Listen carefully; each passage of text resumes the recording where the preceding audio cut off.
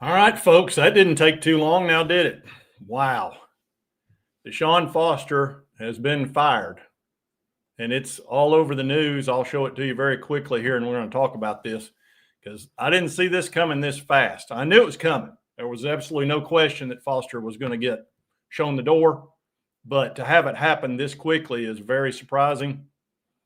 So here, as you can see, all over the interwebs, that UCLA has fired Coach Foster, 0-3 start and all that. We're going to talk all about that. Nico, I don't know what's Nico thinking right now, besides the fact that he made a terrible decision. I mean, this is a team that they're 5-15 under DeShaun Foster, which is, I guess, the Florida coach down there, Billy Napier, is feeling pretty good about his 20-21. So here's the thing about Foster. He'd never been a head coach, never been an offensive or defensive coordinator, but somehow became the head coach at UCLA, a big-time, kind of almost blue blood program in a way. I mean, a very well-known program at a huge university. I know he was a great running back there, and I guess that was part of the reason that they did that. But, geez, Nico's got to be over there going, man, I knew I'd made a bad decision after 3 games. I didn't know it was this bad. So they're going to put an interim head coach in there. The athletic director that brought this guy in, the German guy, he should be let go. He should be fired along with DeShaun Foster for making this hire in the first place. I mean, how can you possibly make a hire of a guy that doesn't have any experience as a head coach or even a coordinator? I don't understand how that's even possible. So anyway, everybody's at Locked On UCLA and all over and especially out west has been saying this guy's got to go, but I did not expect him to go after 3 games. Now, granted, they do have an off week this week, so that makes some sense to me. But, man, I figured they would wait until, he'd really fallen on his face. That way they wouldn't. I guess what it boils down to is they know they're going to have to let him go. So you might as well let him go on the off week. Nobody's going to give you any crap. You're 0-3. If he beats Northwestern, then you got to keep him another week, which I don't think that's going to happen. But at least this team might play with some enthusiasm because that game against the Lobos was one of the worst I've ever seen. It was one of the worst coached, and the team just had no fire.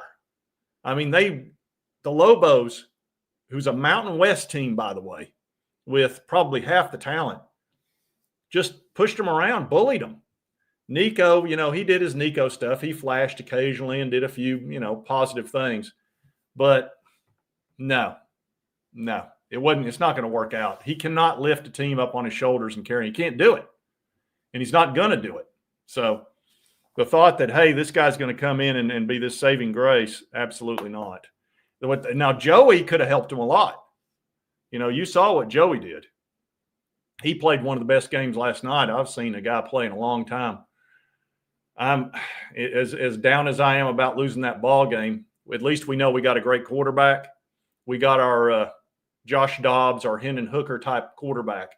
A guy who's very cerebral and could make the plays and do the progressions, can go fast.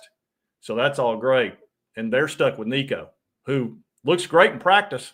I mean, he's a 5-star on the practice tee.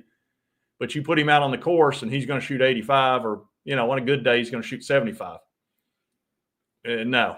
So this has been I knew this was going to be bad. I just didn't know it was going to be this bad a disaster this fast. I was like, okay, he's going to struggle out there because he doesn't have any talent around him to speak of that he's used to. But to have your coach fired after 3 games, it's going to be unmerciful as far as the media is concerned. Don't know that I feel sorry for Nico at all because he made this decision, but he is a kid. He got very, very, very bad advice. I mean, terrible advice. And, oh, man, just what an absolute mess. What do you think that conversation was like? Hey, Nico, we got a little news for you. The coach that brought you in, we're firing him. And I guess they'll keep the offensive coordinator they got, who also had no experience as an offensive coordinator. You had head coach with no experience and the offensive coordinator with no experience. What What could possibly go wrong? Yes, it is in California. Man, let's see what all y'all. I don't see him going to the NFL, Wooden Indian. I just don't. I mean, who's going to take a chance on him right now? I mean, yeah, I could see him maybe in the 7th round. They're like, hey, he's got this big arm. Maybe we can do something with him. But I think he's going to become a college journeyman until he can prove that, hey, I can go out there and do something. I mean, the thought of, hey, I'm going to go out to UCLA, show them what I can do, and I'll go in the 1st round. Absolutely not. He's cost himself $10 million, I'd say. Because, he'd have had success here at UT because he just would have. That offense kind of insists upon it. Good gosh, look what Joey's done. Joey showed up in the fall, people, and he's 9 touchdowns, 2 interceptions, darn near pulled off one of the biggest upsets, beating Georgia, and it looked great against Syracuse, looked really good against the ETSU and all that. We should be 3-0, darn it. 2-1. Oh, man. Yeah, Vandy, that was a heck of a ball game. I got to quit selling Diego short. I mean, I know he's a heck of a baller, but, man, I thought South Carolina would beat them. Not so much. Nico to Canada, huh? That's a possibility. He could play in the Canadian League for sure. His camp must be in trauma right now of trying to explain, hey, what do you tell the kid now?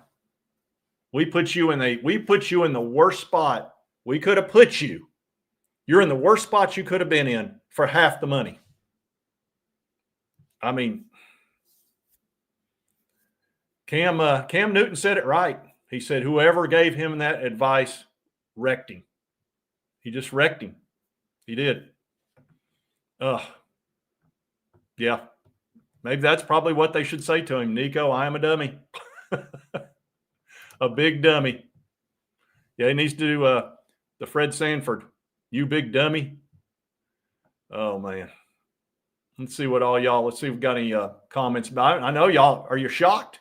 Are y'all shocked, or did you know this was coming eventually? It's just sooner than you expected, which is where I'm at with it. I'm sure the UCLA, I can tell you the Locked On UCLA and all the folks out there at the LA Times and all that, they're glad. They wanted him fired. I mean, they were asking him in the interview afterwards, after the game, post-game, they're like, why shouldn't they let you go? Why shouldn't they fire you? And he was like, well, we've got 2 weeks to fix it. And, the buck stops with me. Well, yeah, it does. 5-15. And it'd be one thing had you been, you weren't even competitive in that ball. You weren't even competitive. And the fan base has completely left them. I mean, 15,000 people at most were at that game at 7:00 at night. You saw what Tennessee had for the Georgia game. You couldn't have put another human being in there. We had 100,000. And they were loud. Good gosh, they were loud. What UCLA had was about 50 screaming teenage girls. That's what they had. I guess they give free tickets to, the college girls there and just tell them to scream as loud as they could. If you watched any of that game, every time that the Lobos had the ball, you would hear about 50 screams. And that was the only noise that was in the stadium because there wasn't anybody in there. And a lot of them left. So of the 15,000, there was probably only about 6 or 7 remaining. Yeah, Kyle, that was a great ball game. Everything had to go y'all's way at the end, and it did. It just did. And I kept watching that game going, we're going to win this ball game. Something's going to go either our way or it's going to go neutral here at the end.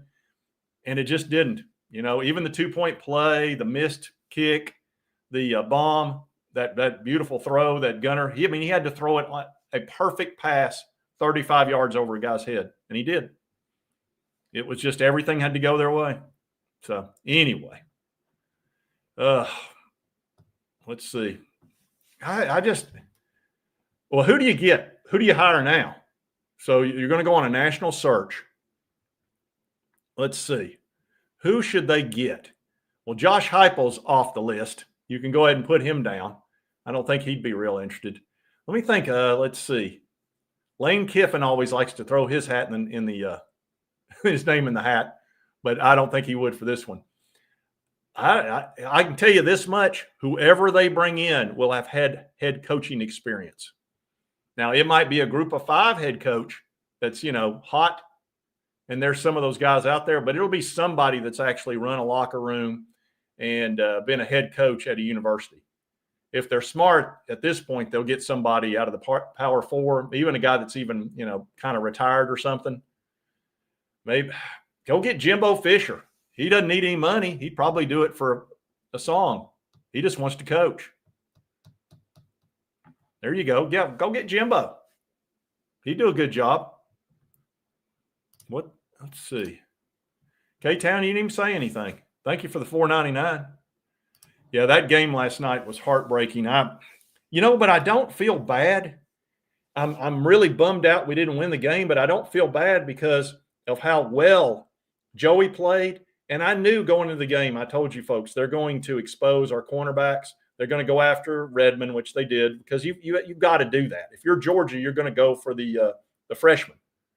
We lost both our cornerbacks, one in the preseason, one in the first game. And then we've got 2 or 3 guys out in the middle of the defensive line, so I knew they'd be able to run the ball. So I was like, we're going to have to score. I did not think we'd score that many points on Georgia because we haven't in years. Our offensive line did a great job. I mean, Joey was – what did he get sacked once? I mean, they were not on him. Usually Georgia pushes in and gets right in the quarterback's face and then sacks him and does all kinds of – they didn't do that. They didn't come off the edge very well. And Tennessee, the one thing about Josh Heupel's offense, he gets rid of the ball pretty quickly, and that helps the quarterback a ton. But Joey processes quickly. He was going from his reads very, very fast. And, man, he was 14 for 14. That tells you he doesn't feel pressure the way most people do, because if you're going to, choke a little bit, it's going to be right off the bat. The most nerve-wracked a player is on the first play. And he just comes out there and throws a dime. Boom. And then throws 14 more dimes. I mean, that was amazing how well he played. And now I felt pretty good going into it. But now I feel great about the offense. I know we can score on anybody now. I'm not worried about can we score against Bama, even Florida, who's got a great defense right now, even though they can't win. There's another coach that's, hey, there you go. Billy Napier is going to be available pretty soon. Only thing that mattered, Georgia, it was ugly, though. Yeah, you're right about that. Thank you for the $5 there. Yeah, they won. I know, but it does matter how you win and how you lose and all that. Well, you can ask DeShaun Foster if it matters, because had it been a ball game where Nico threw for 300 and 3 touchdowns and, they had a bunch of turnovers and they lost by 1 point, they'd not be firing DeShaun Foster. I don't know what they're going to do with Billy Napier. Napier's under 500. Their offense, DJ Lagway threw 5 interceptions. 5 interceptions. So I'm going to have to cover that at some point. They got to be looking around. And of course, darn well Lane Kiffin's going to be measuring drapes. Let's see. It says, I think Joey got DeShaun fired, losing 3 games in a row, then watching Joey ball out. Yeah, it's a terrible trade. Terrible trade. They'd have been – look, we got lucky on that. And I told you, folks, I wasn't mad that he left. I was mad he left in the spring because we couldn't have – we just got really lucky to get Joey. We got really lucky. And I'm not sure that we need to be worrying about 5 stars anymore. Heck, every time we pull a guy that's been benched at Virginia Tech or a guy that got thrown away at UCLA, and look what the guy does. He comes in and just balls out for Heupel. Both guys that, really nobody hardly wanted. It's like, then we bring in a 5-star Nico and crap. He can't hardly do what he's supposed to do. And here's the other thing. You think Joey's, Joey is you can tell he's so happy. He's so happy to be at Tennessee. His family's like thanking Nico for going to UCLA. So they're not stuck in that dumpster fire out there. Joey would be running for his life, which he's used to it. He did it at Appy State. That's why he would have been a good quarterback for UCLA. He was used to not having a good offensive line. He was used to having no defense. So he was an ideal fit, honestly. Let's see. Tennessee gave the game away, and Georgia had everything fall there. Well, they did at the end. They got a lot of luck, which, sometimes you need luck. Luck is part of the game. Considered giant. What's that say about Tennessee? I think a lot of people were impressed with Tennessee, Bert. Honestly, that's what I'm hearing today. All my friends have called me. They're like, dude, you got a baller out there. Y'all played well. You should have won the game. Nobody's making fun of us. I know we lost, but yeah, exactly. Sanders, I agree with you. I love this team. I mean, I'm as down as I am about losing that ball game. Thank you for the $2.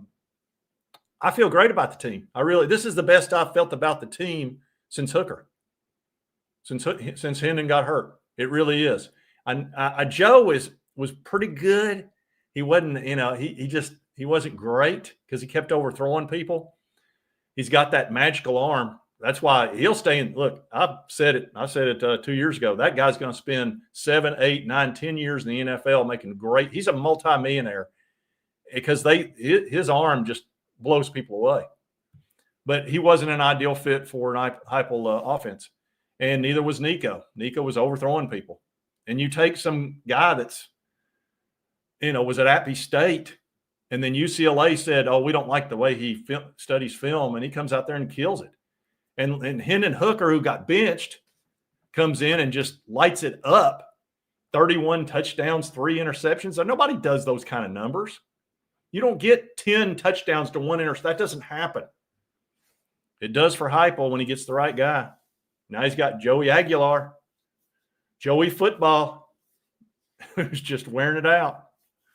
So, man, Tennessee fans should be disappointed, but having a great feeling of the future. Because if we keep Joey nice and healthy, and God, if we could get some of these guys back on defense that were injured, if we'd have had our 2 cornerbacks last night, or even one of them, Jermod McCoy, do you think they would have picked on McCoy? They wouldn't even have thrown over there. And Ricky Gibson, I mean, that's just a huge loss. And then our main guys in the center of the defense, they were able to run on us. Nobody ran on us last year to really speak of. I mean, Ohio State did, but that was about it. Well, you never know. When you go on the road, things can be very difficult. We play Oklahoma here. We got to go to Bama, and we got to go to Florida. Those are we've not won there in a really long time, either one of those places. So it's hard to be confident. But I will say this: I'm not near as hesitant about those games as I would have been with Nico. All right, that's for sure. I mean, I'm so glad this trade happened. I can't begin to tell you. And that's not to throw shade on Nico. It's just the fact that we got such a terrific quarterback who you could see it in his eyes. You could see he was fine. He wasn't nervous. He wasn't freaking out. His eyes weren't darting around or doing all this and looking to Heupel the whole time. Oh, tell me what to do. No, he was like, okay, this is what you want me to do. Okay, I'll do it. No worries. Let's do it. Let's go. I mean, when a guy can throw a dart first pass of the game in front of 100,000 people that are screaming bloody murder, that's a guy that's got some ice water in his veins. And that's hard to find, folks. That's what we call moxie.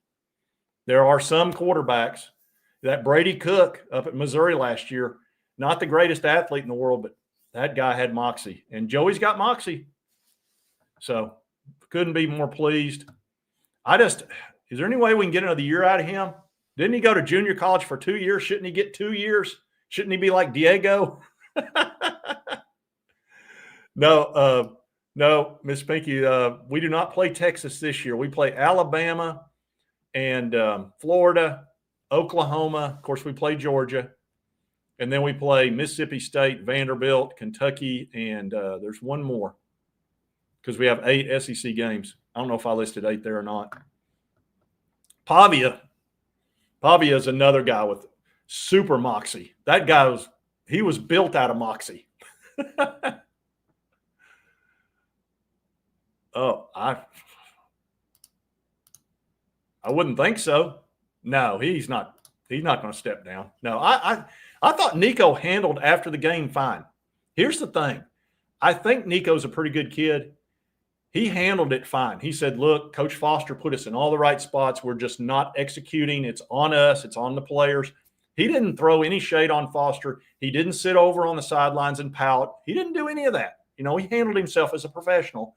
That's the one positive that I'll say. He handles himself, pretty good. He doesn't come out and say crazy stuff or, disrespect others. I mean, he's pretty good about – I think he just got terrible advice. They got in his head. And when you've got people around you in your inner circle telling you you're getting screwed, you should be getting $4 million, you should be getting $5 million, you're the best player in the country, that can get in your head. What he should have been hearing was, look, you've got a great deal here. You need to learn everything you can. We need to build up your stock and value, and then we'll go to the NFL. And let's focus on making you better. Why are we overthrowing these passes? Why is that happening? Let's fix that. Let's take a look at the things we're not doing well and improve them instead of, oh, well, you're not getting the bag. You should be getting the bag. That's the kind of advice that messes a young man up in his head.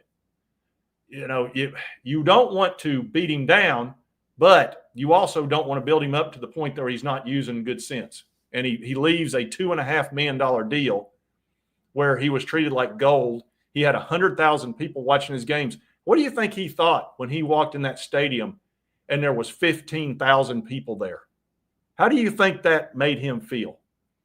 And and a lot of them are Lobos. Heck, in that Utah game, 2/3 of the fans were in red shirts. They weren't in light blue.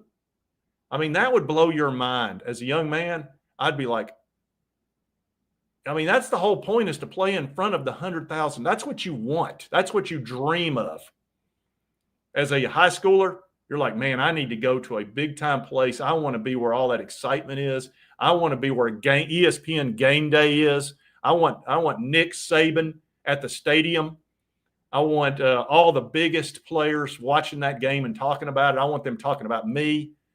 And instead, he's out there in the biggest fiasco imaginable, and every single thing written about him is going to be negative. I got to go ahead and tell you, at least 90% of every story about Nico is going to be cautionary tale. That'll be the nicest thing somebody says, is cautionary tale. Some people will blame him for Foster getting fired, but that's silly. Foster got himself fired, folks. That's not on Nico. That's not. It's well, let's see here. So I wish we played UCLA. Eric, it wouldn't be a ball game.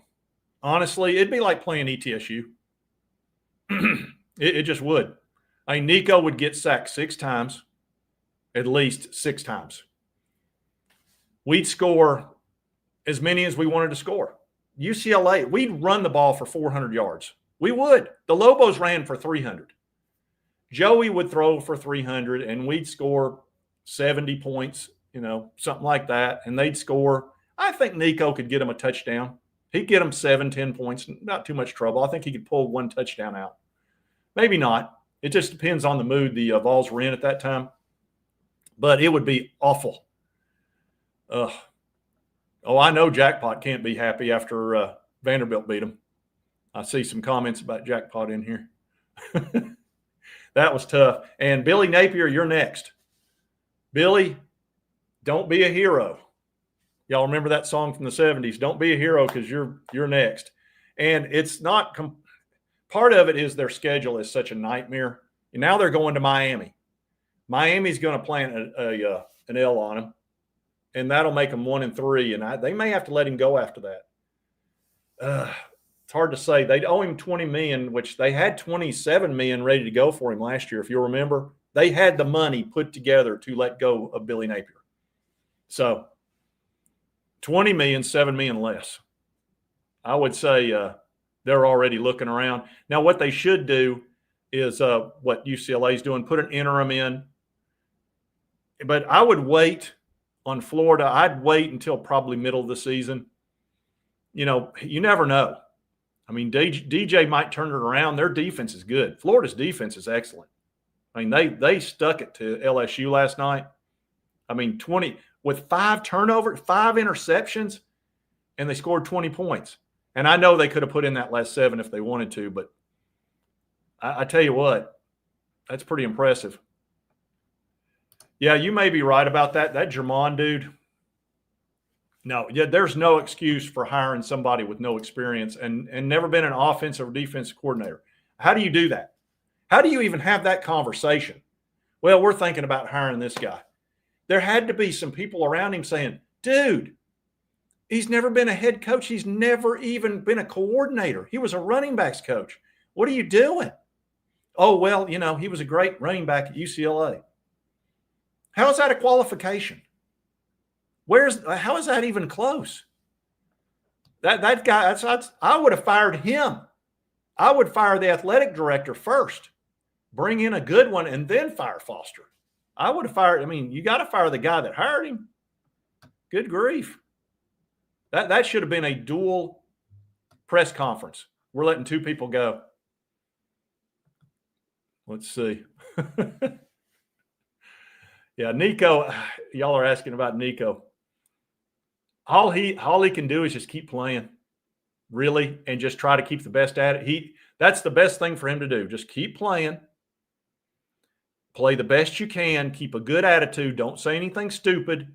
And just because otherwise everybody's going to jump all over it. I mean, I'm telling you, if he says anything foolish right now, it'll be awful for him. So he needs to just keep doing what he's doing, play as well as you can, and then transfer to another college that has a good offensive line.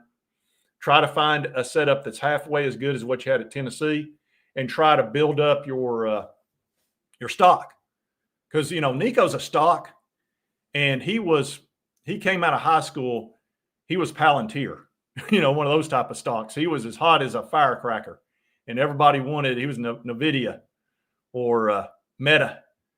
And now I don't know what he is. You know, he's Kmart. Or, well, is Kmart still in business? Something like that. Long John Silver's, they still in? No, I don't know.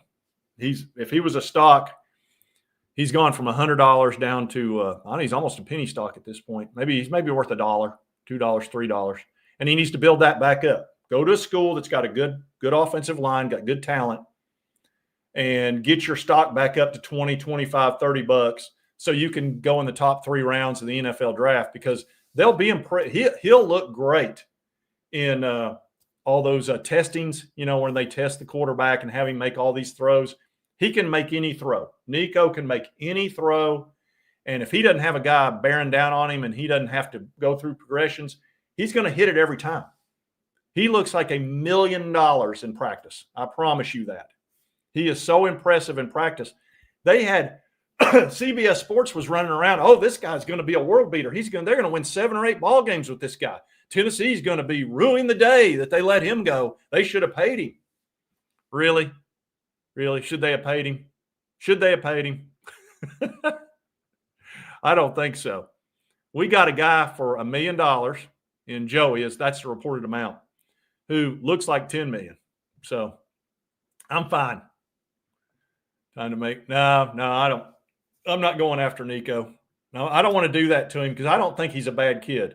I just don't. If he was an a-hole, I'd be fine to go at him. But he's not an a-hole. He's not. He got bad advice. He let his emotions get a hold of him when that leak went out with the Pete Nakos leak, which probably came from Tennessee. It hurt his feelings, and he's used to having his butt kissed, you know. And did Tennessee quit doing that, and he was like, "Oh, okay, I'll show you. You know, now we're going to go get that $4 million I was promised." And then he turned to his team, and they went, "You might want to talk to Heupel. Why don't you go in there and have a meeting with him?" And he's like, "What do you mean? What do you mean? You told me I'd get $4 million anywhere. What are you talking about? Look what they did to me. They leaked out a story that made me look bad. Said I was wanting more money, and all I was wanting was more money."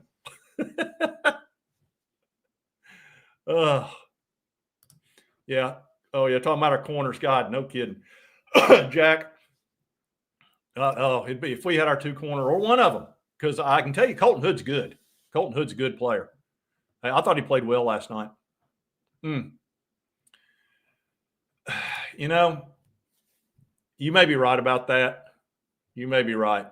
Didn't have a lot of friends. he's kind of a loner. I think he's a bit of a loner. He likes to, play. I think he's a bit of a gamer too. He, probably plays that Madden game and all that kind of stuff like a lot of the kids do. So Notre Dame with 2 losses. Talking about Notre Dame, they're in big trouble. They're 0-2. Their schedule is doable, but I can tell you one more loss, they have no chance of getting the playoff, and they're going to struggle to get in with 2 losses. But they had such a good year last year. They do have some credibility built up. If they any more losses for them or Clemson, and they're done. Although Clemson could backdoor again, like they did last year. Top 5 teams in order. Well, let's see. Man, Texas is hard to know about right now. I guess you'd put Georgia number 1. I'd probably put Tennessee number 3. Alabama is probably in the top 5 until they screw up again. I don't know what to do with Alabama. I really don't. I'll tell you, FSU, talking about FSU winning, I think there's a high likelihood of that, Blake. I think a very high likelihood FSU wins the ACC. Don't be surprised at all, because I don't think they can stop the Gus bus down there. They're not used to that. If you haven't played that Gus offense, it mesmerizes your defense. They play on their heels, and they don't know what to do because it comes at you from – it's kind of like going up against Josh Heupel's offense. Georgia was stunned last night. That first quarter, those defensive players, they were like – they didn't know what to do.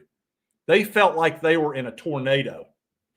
I mean, to have 3 touchdowns thrown on you in just a matter of 10, 12 minutes, woo. Yeah, Georgia Tech, they played – I thought they might win that game. I picked them, if you'll remember. I love that quarterback they've got. Alabama, I don't know about Alabama. We just don't know enough about them yet. They played one quality team. Wisconsin was a 3-touchdown underdog. Wisconsin's not very good. They used to be good back in the day, but they're a team that wins about 5 games now in the Big Ten, and 3 of them are gimmies. So, yeah, and that's Mateer is great. If he can stay healthy, he's going to be terrific all year. And Diego, he was the story last year. He was the biggest story of the year. He may be again. He's such a feel-good story for literally a basement team in Vanderbilt who in a regular conference would be an okay team, but in the SEC, they've been kind of a doormat. They're not a doormat anymore right now. As long as they got Diego, you got to worry about him. Because if you noticed, when a team believes in a quarterback, they play so much better for him. They just play because they believe in it. I mean, look at that. The coach doesn't even care. He's like, as long as Diego has the ball in his hand, I know we can win. He said it like 5 times. Every time he's like, as long as Diego has the ball, we're okay. We're going to win. It's like crap. And you could tell he doesn't blink. He doesn't pause. No. He's like a guy that just, he's made a believer out of Clark Lee. But anyway, I just thought I'm shocked this happened so fast. 3 games in, gone. Nico the Destroyer. Somebody said Nico the Destroyer. I wouldn't blame Nico for this. This was going to happen even if Joey'd been there. Joey could have kept him a little longer because I think he's got, that precious commodity moxie. But Foster was going to get fired. 14 penalties a game. Terrible time management. It just is what it is. That's what happens when you hire somebody that doesn't have the credentials necessary for the job. You cannot bring somebody in unless you're just lucky.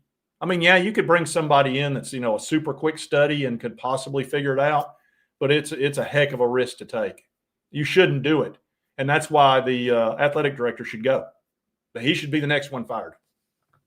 Anyway, I did want to cover this story, and I decided to go live, even though I don't do that a ton. I was just like, I need to talk about this, and I figured y'all would want to talk about it too.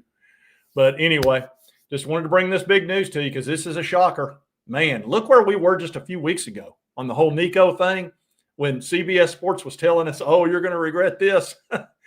There's zero regret, national news folks, none over here in Tennessee land. Anyway, if you like this content, you folks know what to do. Hit that little button. Won't cost you a dime. Here's the most recent video YouTube thinks you'll enjoy. And we'll see you next time on Sports Talk Jay.